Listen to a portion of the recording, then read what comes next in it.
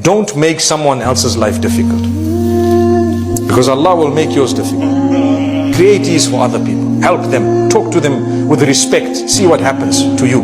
Your family members, speak properly to them. Watch your tongue. The way you talk, sometimes what you are saying is right, but the way you are saying it is so horrible. It hurts people. It offends them. They don't want to be in your company. You think the angels want to be in your company? Wallahi, they don't.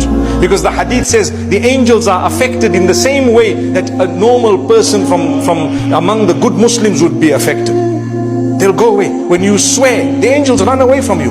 Which angels? The angels that are supposed to be hafadha, those to protect you, the angels of mercy and rahmah. They are gone. Protection. So calm down. You must have your tongue moist with the dhikr of Allah subhanahu wa ta'ala a lot. Don't say bad words. You don't lie. Don't cheat and steal and deceive. Because in that way your heart will be totally destroyed one day and you won't know whether you're coming or you're going.